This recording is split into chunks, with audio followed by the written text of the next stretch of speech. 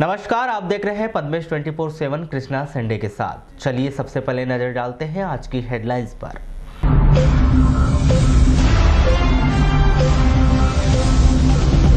मुख्य चिकित्सा एवं स्वास्थ्य अधिकारी के विरोध में हड़ताल, बहुउद्देशीय स्वास्थ्य कार्यकर्ताओं ने शासन से लगाई गुहार।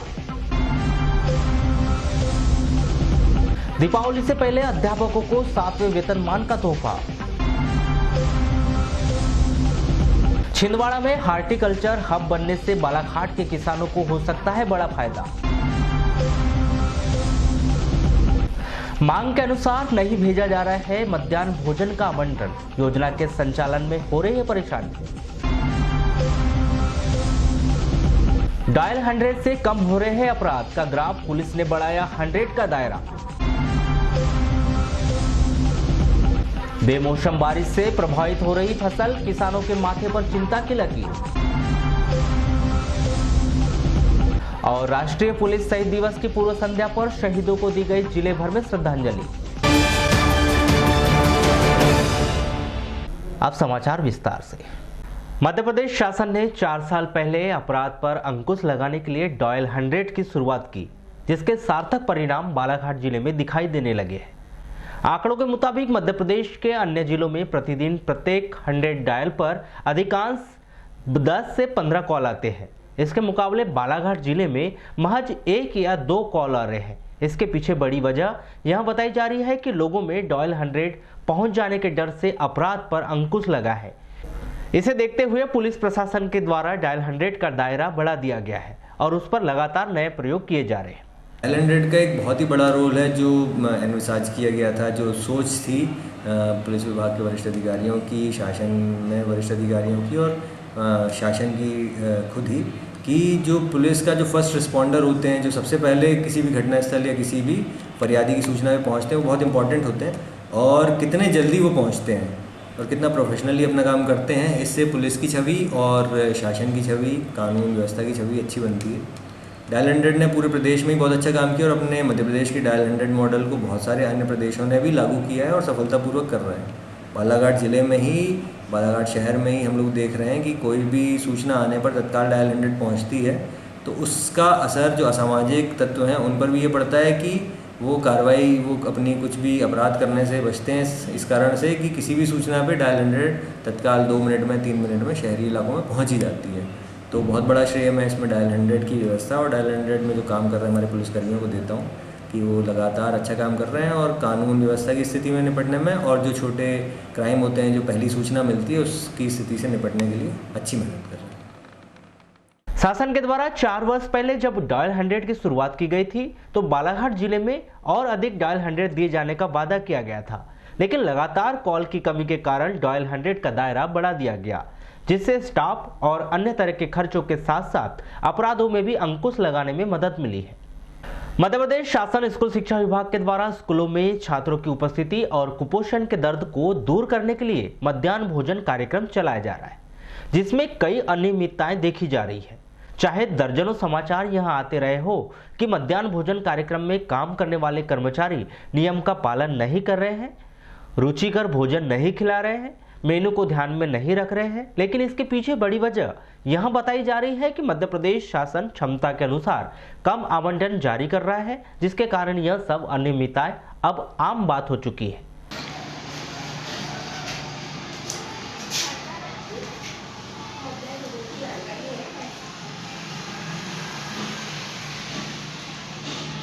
तो अभी हमको ये पता लगा है कि पहले जो सरकार पैसा देती थी, आरओ का पैसा आपको, तो कट के मिल रहा है, तो इससे क्या परेशानियाँ हो रही है?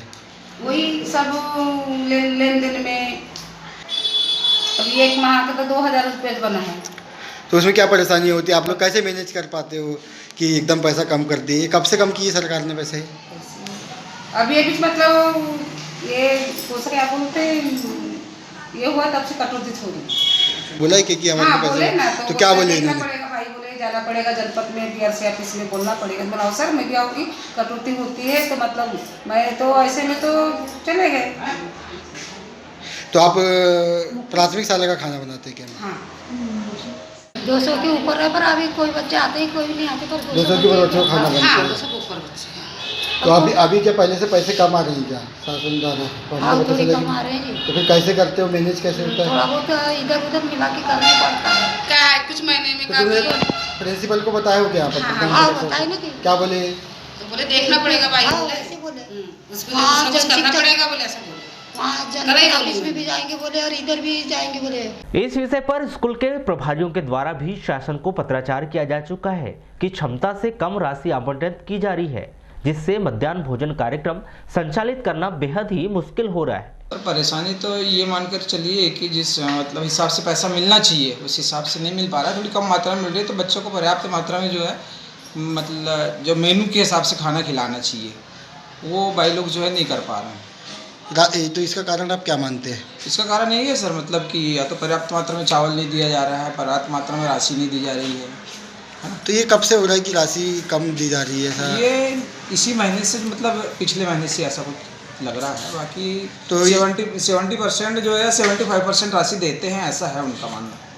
तो सर इसके संबंध में आपने उच्च अधिकारी या उच्च स्तर के अधिकारियों से चर्चा की थी क्या? अब वो जल शिक्षक लोगों से बात करते हैं, जल शिक्षक लोगों को जानकारी देते हैं, वो अपनी जानकारी बीआरसी कार्यालय तक तो यहाँ से पहुंचाते आपने हैं। जानकारी दे चुके हैं क्या? हाँ, जल शिक्षक के माध्यम से जाते रहती है। हर महीने जो है अपने को एमडीएम की जानकारी देनी पड़ती है ना, तो उसमें तो बाकायदा जो है करनी कितना चावल मिला उस महीने में, कितनी राशि मिली, ये सारे दर्शाना पड़ता है ना। तो उस हिसाब से उनको तो जो है पता ही चल जाता है कितनी राशि आई है क्या हुआ। आपका इंदौर में चल रहे इन्वेस्टर समिट 2019 में छिंदवाड़ा जिले का नाम गूंजा तो बालाघाट के किसानों में भी उम्मीद बन गई। उद्योगपतियों के द्वारा छिंदवाड़ा में हॉर्टिकल्चर निवेश के अवसर पर उसके बारे में रुचि दिखाई गई। इसके पीछे बड़ी वजह सीएम का जिला और सब्जी बाजार के लिए प्रसिद्धि को बताया जा रहा है। हॉर्टिकल्चर हब बनने के से छिंदवाड़ा में ग्रीन हाउस, कोल्ड स्टोरेज आदि के लिए शासन बड़ा इन्वेस्टमेंट करवा सकती है, जिससे छिंदवाड़ा, सिवनी, बालाघाट के किसानों को भी उनकी फसल के दाम और बड़े बाजार से सीधे जुड़ने का मौका मिल सकता है। आपको बता दें, अब तक हुए मध्य प्रदेश में इन्वेस्टर समिट के दौरान हॉर्टिकल्चर के लिए छिंदवाड़ा का नाम आते ही आसपास के जिलों में किसानों की उम्मीद बढ़ गई है। अगर यह योजना पूरी तरह से मैदानी स्तर पर सफल हुई तो निश्चित ही खेती और हॉर्टिकल्चर के लिए बालाघाट में नई संभावना बनते देर नहीं लगेगी, क्योंकि जिले में भटा, धारी वाली लौकी, कुंदरू, सूरन, घुइया, तुरई, झुनकी, पोपट, सेमी को नया बाजार मिल जाएगा। भारतीय मजदूर संघ के नेतृत्व में 21 नवंबर को भोपाल में विधानसभा का घेराव कर एक बड़ा आंदोलन मध्य प्रदेश सरकार के खिलाफ किया जा रहा है, जिसमें जिले के करीब 5000 मजदूर शामिल होंगे। इस कार्यक्रम की रूपरेखा तैयार करने के मकसद से आज बोड़ी स्थित कर्मचारी भवन में भारतीय मजदूर संघ के जिलाध्यक्ष राजेश वर्मा के नेतृत्व में एक आवश्यक बैठक आयोजित की गई, जिसमें वेयर हाउस से जुड़े हुए श्रमिक एवं आशा कार्यकर्ता शामिल हुए। इस संदर्भ में भारतीय मजदूर संघ के जिलाध्यक्ष श्री वर्मा ने बताया कि कमलनाथ सरकार ने अपने वचन पत्र में मजदूरों को न्यूनतम वेतन एवं सामाजिक सुरक्षा पेंशन का लाभ दिए जाने का वादा किया था, जिसे अब तक निभाया नहीं गया है। शासन पर दबाव बनाने के उद्देश्य को 21 नवंबर को भोपाल में एक बृहद आंदोलन किया जाएगा, जिसकी तैयारियों को लेकर इस बैठक का आयोजन किया गया है। भारतीय मजदूर संघ जिंदाबाद, जिंदाबाद, जिंदाबाद। भारतीय मजदूर संघ जिंदाबाद, जिंदाबाद, जिंदाबाद, जिंदाबाद। भारतीय मजदूर संघ जिंदाबाद, जिंदाबाद, जिंदाबाद। अभी तो ये लड़ाई है, आगे और लड़ाई है। अभी तो ये लड़ाई है, आगे और लड़ाई है। मजदूर मजदूर भाई भाई लेके रहेंगे भाई भाई। मजदूर मजदूर भाई भाई लेके रहेंगे भाई भाई। मजदूर मजदूर भाई भाई लेके रहेंगे भाई भाई। मजदूर मजदूर भाई भाई लेके रहेंगे भाई भाई। न्यूनतम वेतन देना होगा, देना होगा, देना होगा। न्यूनतम वेतन देना होगा, देना होगा, देना होगा। आज भारतीय मजदूर संघ से संबंधित वेयर हाउस कर्मचारियों और आशा कार्यकर्ताओं की यहाँ पर बैठक आयोजित की गई है। हमारी बैठक का मुख्य उद्देश्य यह है कि अभी लगातार जो है हमारी बैठकें हर जिलों में, हर तहसीलों में, हर ब्लॉकों में हो रही है। चूँकि भारतीय मजदूर संघ का एक बड़ा आंदोलन, एक बड़ा प्रदर्शन जो है और बड़ी रैली और विधानसभा का घेराव 21 नवंबर को है, और 21 नवंबर की तैयारी हेतु यहाँ से लगभग करीब 5000 मजदूर जो है यहाँ से भोपाल की ओर कूच करने के लिए जो है मीटिंग का आयोजन किया जा रहा है। और जो 21 नवंबर को जो भारतीय मजदूर संघ की धरना प्रदर्शन विधानसभा का रैली है, यहाँ से करीब 5000 मजदूर जो है यहाँ से बालाघाट से कूच करेंगे और लाखों की संख्या में भोपाल में पहुँच के मध्य प्रदेश के मुख्यमंत्री कमलनाथ जी ने जो वादा किया था मजदूरों के लिए, कर्मचारियों के लिए, उस वचन पत्र का पालन करने हेतु उनको दबाव बनाया जाएगा। अखिल भारतीय आशा कर्मचारी महासंघ जिला इकाई ने आज बुड़ी स्थित कर्मचारी भवन में प्रेस वार्ता का आयोजन किया। पत्रकारों से चर्चा के दौरान संगठन की जिला अध्यक्ष गीता कटरे ने बताया कि मध्य प्रदेश की कमलनाथ सरकार ने आशा कार्यकर्ताओं के साथ विश्वासघात किया है। मुख्यमंत्री कमलनाथ ने चुनाव के पूर्व अपने वचन पत्र में आशा कार्यकर्ताओं को आंगनवाड़ी कार्यकर्ताओं के समान वेतन दिए जाने की बात उल्लेखित की थी, लेकिन अब तक उसका पालन नहीं किया गया। उन्होंने बताया कि आशा कार्यकर्ता स्वास्थ्य विभाग की अहम कड़ी होने के बावजूद भी उसकी उपेक्षा की जा रही है और उसे प्रोत्साहन राशि के तौर पर ही मात्र 2000 रुपये प्रदान किए जा रहे हैं, जिसके विरोध में 8 नवंबर को जिला स्तर पर एक आंदोलन कर अपनी आवाज बुलंद की जाएगी।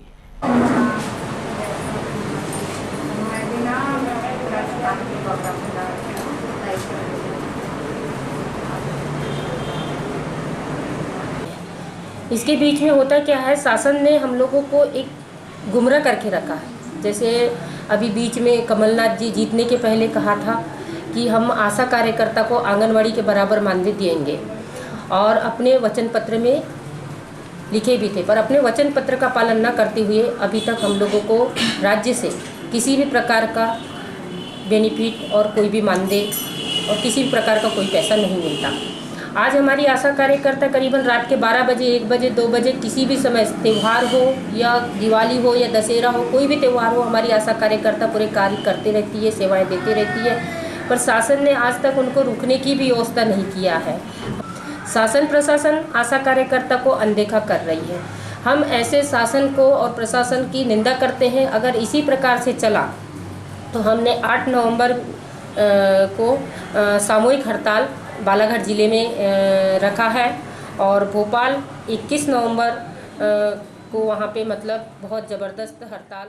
मुख्य चिकित्सा एवं स्वास्थ्य अधिकारी आरसी पनिका के विरोध में बहुउद्देशीय स्वास्थ्य संगठन के द्वारा बैठक लेकर उन्हें तत्काल हटाए जाने की मांग की।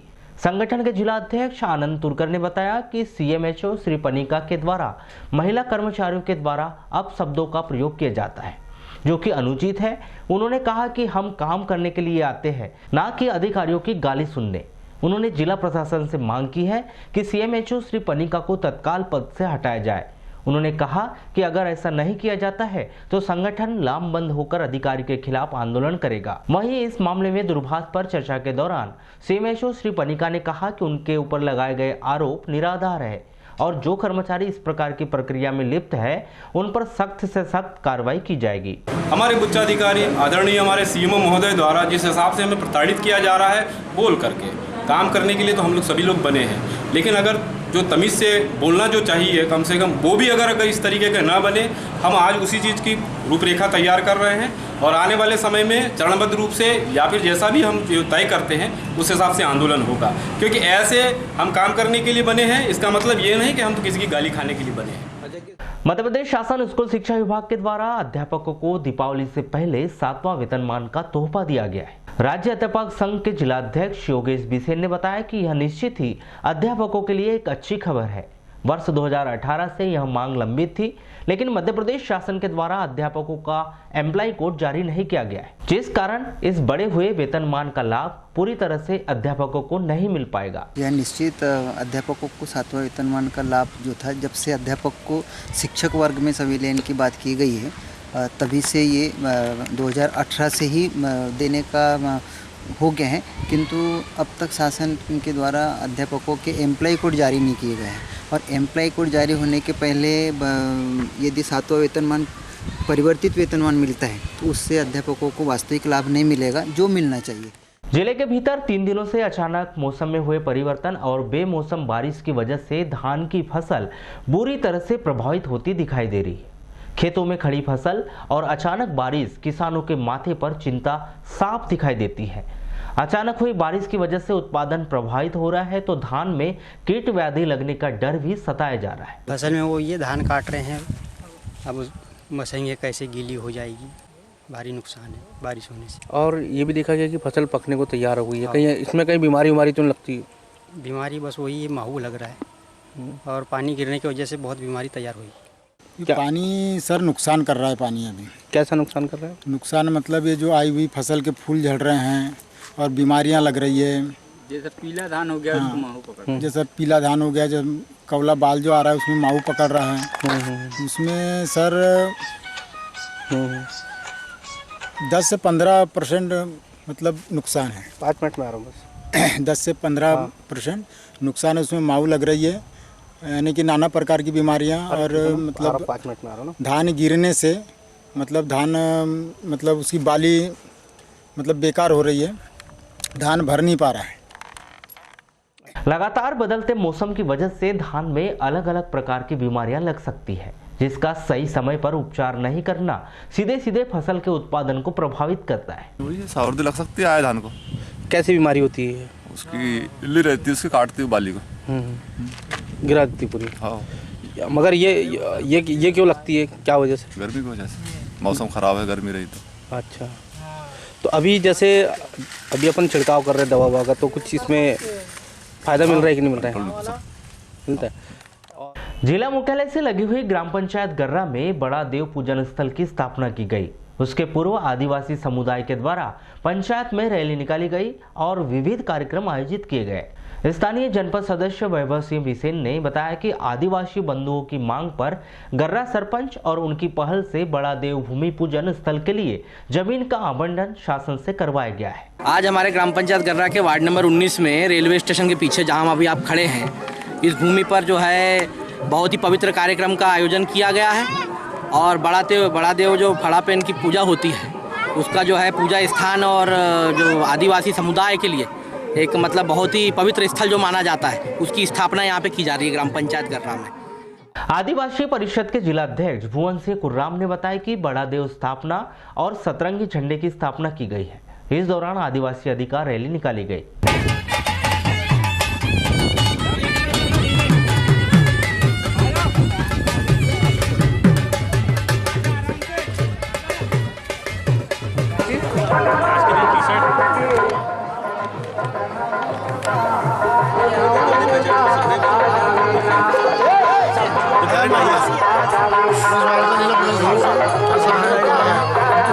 आज यहाँ ग्राम गर्रा में बड़ा देव स्थापना और सतरंगी झंडे की स्थापना थी। क्या क्या कार्यक्रम होंगे इसमें? यहाँ पे हमारे समाज के जो महापुरुष हैं उनको याद करते हुए यहाँ पे कुछ वक्तव्य होगा और एक आदिवासी हुंकार रैली जो 70 सालों से हमारे आदिवासियों को हक अधिकार नहीं दिए गए हैं, उसके लिए एक विशाल प्रदर्शन की एक तैयारी चल रही है। श्री सत्य साई सेवा संगठन के द्वारा स्वच्छता से दिव्यता तक विशेष अभियान 2 अक्टूबर से 20 अक्टूबर तक चलाया गया, जिसका समापन रविवार को किया गया।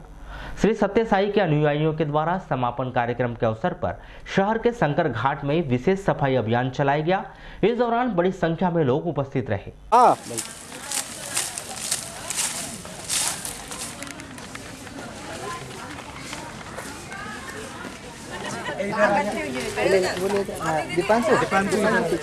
यहाँ के जिला स्तरीय स्वच्छता से दिव्यता कार्यक्रम हमारे बाबा का चलाया हुआ कार्यक्रम है, सत्य साई बाबा का। इस कार्यक्रम के अंतर यह स्वच्छता से दिव्यता के साफ सफाई करने के लिए हम लोग हर लगातार 2 अक्टूबर से लेकर के 20 अक्टूबर तक हर दिन ये कार्य कर रहे हैं। आज चूँकि जिला स्तरीय कार्यक्रम था, इसलिए पूरे लाल बर्रा, बालाघाट, वारासिनी, रामपायली, इस प्रकार अलग अलग जो समितियाँ हमारी पूरी विभिन्न, हाँ, उनके पदाधिकारी और वहाँ से जो भक्ति लोग हैं उन लोग सबको यहाँ पर ये करने आए हुए थे। जिले के किरणापुर तहसील के अंतर्गत कटंगी गांव के 2 दर्जन से अधिक ग्रामीणों ने पुलिस अधीक्षक अभिषेक तिवारी को ज्ञापन सौंपकर कार्रवाई की मांग की है। ग्राम पंचायत कटंगी के सरपंच प्रतिनिधि मोहसिन खान ने बताया कि गांव के एक युवक ने युवती से लगातार शारीरिक शोषण कर उसे गर्भवती कर दिया और फरार हो गया। आरोपी की गिरफ्तारी और उस पर कार्रवाई के लिए सभी ग्रामीण जन के द्वारा पुलिस अधीक्षक से गुहार लगाई गई। मेरे पास में मेरे ग्राम की एक पीड़िता आई थी जिसने बताया मुझे कि हमारे ग्राम के एक लड़के ने उसके साथ में शारीरिक संबंध किया और उसको गर्भवती बना दिया है। उसका ज्ञापन देने के लिए हम एसपी साहब के पास में आए थे। ये जानकारी लग रही है कि उप सरपंच का भतीजा है वो। हाँ, वो जानकारी तो मुझे भी ऐसी लगी कि उप सरपंच का भतीजा है वो करके, लेकिन क्या नाम है उस लड़के का? उस लड़के का नाम जितेंद्र देवाजी बाहे। अच्छा, कैसी घटनाक्रम होता है? वो लड़की को ग्राम से बहला फुसला करके शादी का झूठा आश्वासन दे करके वो नागपुर ले गया और नागपुर से फिर हैदराबाद ले गया और उसके साथ शारीरिक संबंध वगैरह किया और उसको गर्भवती बना दिया।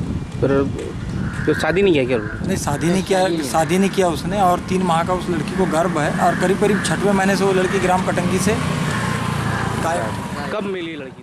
63वें धम्मचक्र परिवर्तन दिवस और वर्षावास समापन के अवसर पर महाप्रज्ञा बौद्ध विहार भरवेली वार्ड नंबर 10 में विभिन्न कार्यक्रमों के आयोजन किए गए। शनिवार की दोपहर 1 बजे से बुद्ध वंदना के साथ शुरू हुए कार्यक्रम का समापन रात में बच्चों के सांस्कृतिक डांस के साथ संपन्न हुए।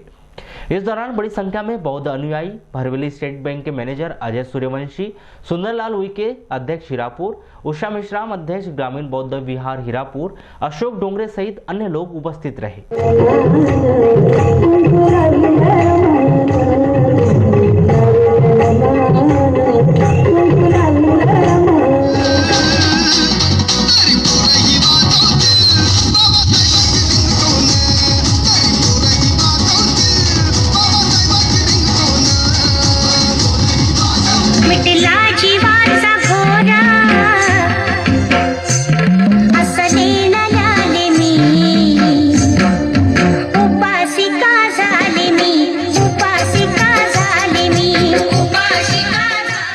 शहर के बूढ़ी स्थित समता भवन में वर्षावास समापन के अवसर पर विभिन्न कार्यक्रमों के आयोजन किया गया। बौद्ध अनुयायी गौरव मेश्राम ने बताया कि वर्षावास के अवसर पर बूढ़ी समता भवन में विभिन्न कार्यक्रम के आयोजन रखे गए।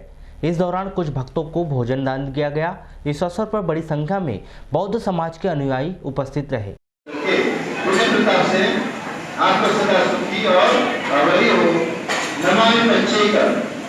आने वाले जो प्रतिरुद्ध है वो प्रतिरुद्ध को अभ्यास क्या करते हैं, वंदन करते हैं। आज वर्षावास समाप्ति के अवसर पर समस्त समाज का यहाँ पे भोजन दान का कार्यक्रम रखा गया है।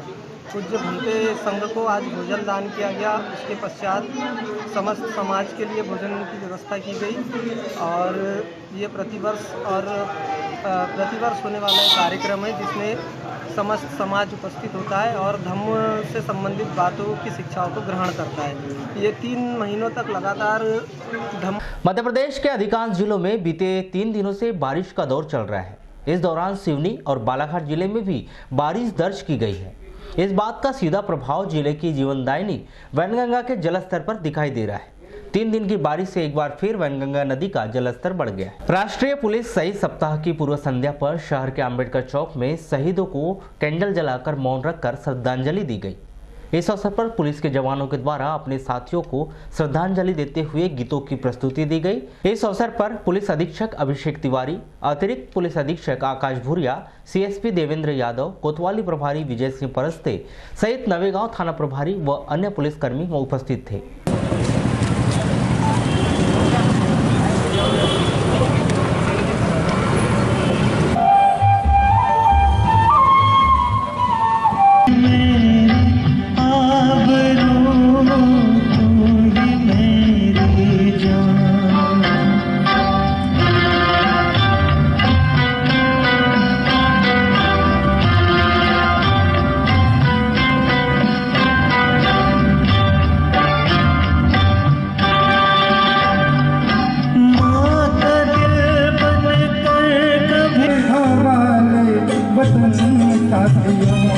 कर चले हम पिता जानो तन साथियों, अब तुम्हारे हवाले वतन साथियों।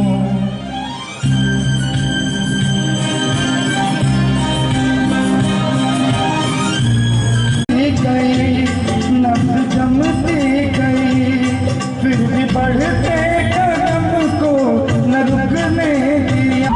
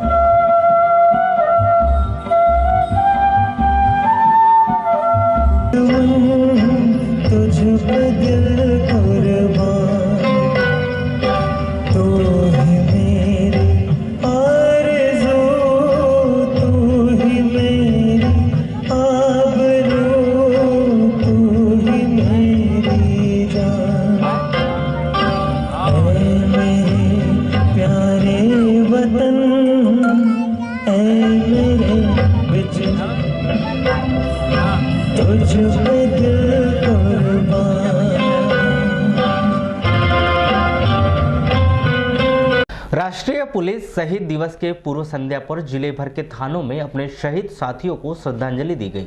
इसी कड़ी में जिला मुख्यालय से लगी हुई मोयल नगरी भरवेली थाना के अंतर्गत मोयल गेट के सामने पुलिसकर्मी और गणमान्य नागरिकों की उपस्थिति में शहीदों को कैंडल लगाकर मौन धारण कर श्रद्धांजलि दी गई। इस दौरान बड़ी संख्या में पुलिसकर्मी व स्थानीय जन उपस्थित थे।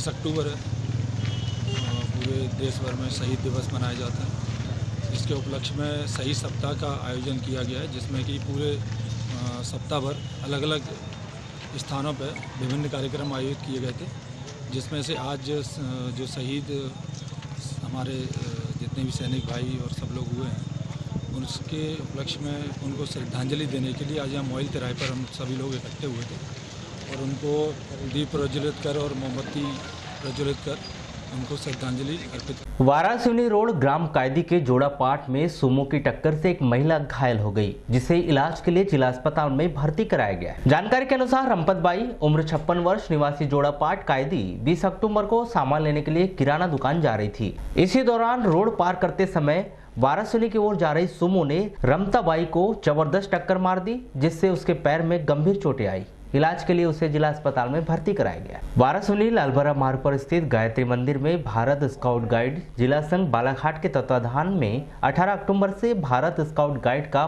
5 दिवसीय जिला स्तरीय शिविर जारी है। शिविर के तीसरे दिन 20 अक्टूबर को शिविरार्थियों को नगर का भ्रमण करवाया गया। इस अवसर पर गायत्री मंदिर से स्काउट गाइड शिविरार्थियों की रैली निकाली गई, जो नगर के राम मंदिर पहुंची, जहां पर राम मंदिर की भव्यता व इतिहास की जानकारियां दी गई। गोलीबारी चौक में नगर के एकमात्र शहीद दशाराम फुलमारी और शहीद स्मारक के बारे में भी जानकारी दी गई।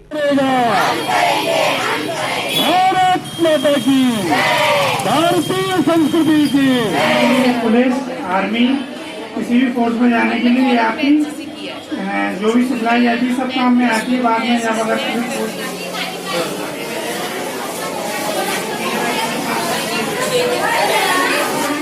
सुबह शाम दोपहर जब आना है कसरत करना, कसरत करके जा सकते हो, अपने स्वास्थ्य को अच्छा बना सकते हो। उनका काम खुद कैसे करें, ये जो सीखेंगे आप इस जीवन में। चाहता हूँ 5 दिन के बाद जबकि रूटीन बनी है ना, वो कंटिन्यू रहे, है ना। जो आप 5 दिन सीखे अनुशासित में, समय पर उठना, समय पर नाश्ता करना, समय भोजन करना, समय में टहलना, ये आपके जीवन में बनी रहे, अनुशासन में आप रहें, क्योंकि कोई भी जीवन में सफलता अधिक करनी है, उसके लिए अनुशासन बहुत जरूरी है। जैसा भैया ने बताया कि वाराणसी वीरों की नगरी है, इसमें कोई शक नहीं। ये भारत स्काउट एंड गाइड की जो रैली है, ये हाइक रैली कहलाती है और हाइक रैली में चिन्हों के आधार पर चलते हुए अपने लक्ष्य की ओर बढ़ रहे हैं।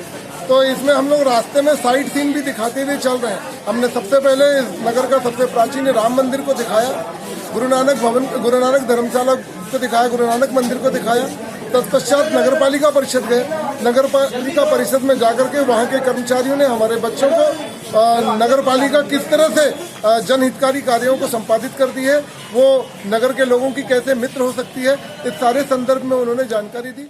जिले भर के अलग अलग क्षेत्रों में 3 लोगों ने जहरीली वस्तु का सेवन कर लिया, जिन्हें जिला अस्पताल में इलाज के लिए भर्ती कराया गया। जानकारी के मुताबिक निखिल नवल किशोर भारद्वाज उम्र 21 वर्ष हीरापुर थाना भरवेली मजदूरी का काम करता है। 19 अक्टूबर को 2:30 बजे उसने कीटनाशक का सेवन कर लिया। परिजनों के अनुसार उसकी मानसिक स्थिति ठीक नहीं चल रही थी। इसी तरह लक्ष्मण मेश्राम उम्र 18 वर्ष निवासी आलेझरी थाना वारासिवनी ने 19 अक्टूबर को कीटनाशक का सेवन कर लिया। एक अन्य घटना में नगरवाड़ा थाना के चांगोटोला निवासी राजेंद्र सोनवा ने उम्र 45 वर्ष ने सिंगाड़ा में डालने वाली कीटनाशक का उपयोग कर लिया। सभी का इलाज जिला अस्पताल में किया जा रहा है। वारासिवनी ट्रैक्टर एसोसिएशन के पदाधिकारी सदस्यों ने एसोसिएशन अध्यक्ष मिश्रीलाल के नेतृत्व में 20 अक्टूबर को थाना पहुंचकर थाना प्रभारी के नाम का ज्ञापन सौंपकर मांग की है कि रेत चोरी करने वालों के द्वारा मारपीट करने की धमकी दी जा रही है, जिस पर उचित कार्रवाई की जाए। एसोसिएशन पदाधिकारियों ने ज्ञापन में बताया कि ट्रैक्टर एसोसिएशन अध्यक्ष मिश्रीलाल कट्टे के द्वारा रेत कंपनी को रेत चोरी करने वाले ट्रैक्टर की नदी में उपस्थिति होने की जानकारी दी गई, जिसके बाद उक्त स्थान पर कंपनी के कर्मचारी पहुंचकर देखे तो ट्रैक्टर नहीं था। आज सवेरे ट्रैक्टर कमल रिछारिया का ट्रैक्टर लगा था रेत चोरी में, तो हमने कंपनी के जो है मतलब जो ठेकेदार के आदमी उनके ऑफिस में फ़ोन करके सूचना दे दिए। अभी उसके बाद उनके आदमी गए, इनकी गाड़ियाँ पकड़ाई तो नहीं, लेकिन इन लोगों ने उसके बाद मेरे को ढूंढना चालू किए कि वो मिश्री लाल कटरे कहाँ है और उसको साले को मारना ही है, आज जान से मारना है, ऐसी धमकी दी। मेरे घर तरफ भी कोई आदमी गए थे, उनके घर पे मैं था नहीं। उसके बाद हम लोग थाने और सब लोगों को, एसोसिएशन के सभी सदस्यों को बुलवाए, ट्रैक्टर मालिकों को मीटिंग ली और थाने में आकर के हमने शिकायत दर्ज करवाई है, रजिस्टर्ड करवाई है कि वो ये इनसे डर है कि इसके पहले भी इनने अखिल खान को, मेहंदीवाड़ा वाले को इसी मामले में मारपीट किए थे। वाराणसी नगर के कटंगी मार्ग पर स्थित वार्ड नंबर 8 चंदोरी में स्थित गोठान की भूमि पर 20 अक्टूबर को खिलिया मुठिया देव की स्थापना की गई। पद्मेश न्यूज से चर्चा में चंदोरी स्थायी पटेल लखनलाल पारधी ने बताया कि उक्त गोठान की भूमि थी और खिलिया मुठिया देव दूसरे स्थान पर स्थापित था, जहां पर तीज त्योहार के अवसर पर पूजन अर्चन किया जाता था, किंतु गौशाला के अतिक्रमण के स्थान पर जगह छोटी हो गई। यहाँ क्या हुआ था, हमारे यहाँ ये खिलिया मुठिया देव है, ये इस खिलिया मुठिया देव के पास में वर्ष में गोवर्धन पूजा होती है और गाय खिलाने का कार्यक्रम होता है। ये हमारे PW रोड है, इसके पास में पहले से हमारे पूर्वजों से मतलब स्थापित था, लेकिन गौशाला समिति के द्वारा ये यहाँ पर अतिक्रमण करके वो बाउंड्री उठा लिए, तो इधर जगह कम हो गई और उधर PW रोड बिल्कुल चौड़ीकरण हो रहा है, तो अब वहाँ खड़े रहने के लिए जगह नहीं है। वहाँ पर क्या है, इस त्यौहार को मनाने के लिए बच्चे भी आते हैं, बूढ़े भी आते हैं, जानवर आते हैं यानी और आदमी भी आते हैं, तो यहाँ दुर्घटना होने की संभावना बनी रहती थी। ये देखते हुए इस स्थान से ये गौठान का 1 एकड़ 10 डिसमिल का ये राजस्व रिकॉर्ड में स्थापित लिखा हुआ है, रिकॉर्ड है, इस स्थान में वहाँ से उठा करके इस खिलिया मुठिया देव को यहाँ स्थापना आज कर रहे हैं। लालबरा नगर मुख्यालय में स्थित शासकीय उत्कृष्ट उच्चतर माध्यमिक विद्यालय के परिसर में राष्ट्रीय स्वयंसेवक संघ के 94वें स्थापना दिवस के अवसर पर लालबरा खंड के द्वारा 20 अक्टूबर को पथ संचलन कार्यक्रम आयोजित किया गया। आरएसएस के स्वयंसेवकों ने संघ के उद्घोष के साथ कदम से कदम मिलाकर हाथ में दंड लेकर बैंड की थाप पर पथ संचलन किया, जिसके दौरान पांडरवानी वार्ड नंबर 16 में अग्रवाल परिवार के द्वारा ग्राम अमोली में सरपंच बालकरण पंचेश्वर व ग्रामवासियों के द्वारा सब्जी मंडी में पांडरवानी पूर्व सरपंच सरिता मात्रे के द्वारा व हाई स्कूल मार्ग पर राजेश अग्रवाल व परिजनों के द्वारा स्वयंसेवकों के ऊपर पुष्प वर्षा भी की गई।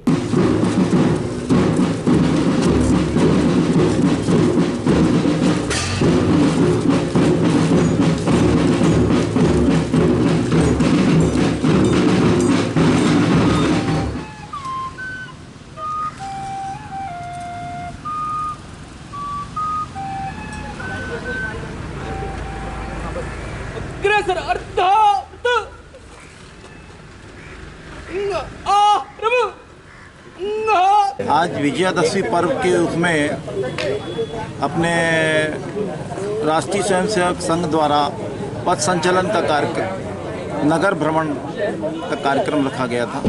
कितने वर्षों से बनाया जा रहा है? सन 1925 से विजयादशमी 27 सितंबर 1925 से ये पर्व मनाते आ रहे हैं। हम वाराणसी के वार्ड नंबर 2 निवासी सोनू नंदनवार 20 अक्टूबर को अपने घर में फांसी लगाकर उसने जीवन लीला समाप्त कर ली। प्राप्त जानकारी के अनुसार 20 अक्टूबर को सोनू ने मकान की छप्पर से रस्सी बांधकर फांसी लगा ली। इस दौरान सभी लोग चकित हो गए जब सोनू की लाश साड़ी में लटकी हुई देखी, जिसकी जानकारी सोनू के पिता ने पड़ोसी व परिजनों के साथ पुलिस को भी दी। दरवाजा लगा था तो फिर हमने 100 नंबर को फ़ोन किए, 100 नंबर आई, ताला अगरे तोड़े, देखते तो लड़का फांसी लगा लिया। तो क्या कारण है फांसी लगाने का? इसका विचार कारण भैया हम क्या बता देंगे। अच्छा, कुछ ने साड़ी वाड़ी भी पहन के रखा था, चूड़ी भी पहन के रखा था, ऐसी जानकारी मिल रही है भैया, पर उसके बारे में अपन क्या बताएंगे। पहना था कैसे? पुलिस मौके पर आई थी? हाँ, तो साड़ी पहना जरूर था इसने। बाकी चलते चलते एक नजर आज की हेडलाइंस पर एक बार फिर।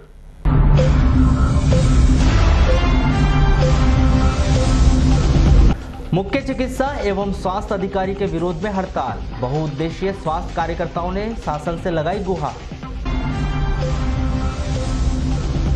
दीपावली से पहले अध्यापकों को 7वें वेतनमान का तोहफा। छिंदवाड़ा में हार्टिकल्चर हब बनने से बालाघाट के किसानों को हो सकता है बड़ा फायदा। मांग के अनुसार नहीं भेजा जा रहा है मध्याह्न भोजन का आवंटन, योजना के संचालन में हो रही है परेशानी। डायल 100 से कम हो रहे हैं अपराध का ग्राफ, पुलिस ने बढ़ाया 100 का दायरा। बेमौसम बारिश से प्रभावित हो रही फसल, किसानों के माथे पर चिंता की लकीर। और राष्ट्रीय पुलिस शहीद दिवस की पूर्व संध्या पर शहीदों को दी गई जिले भर में श्रद्धांजलि।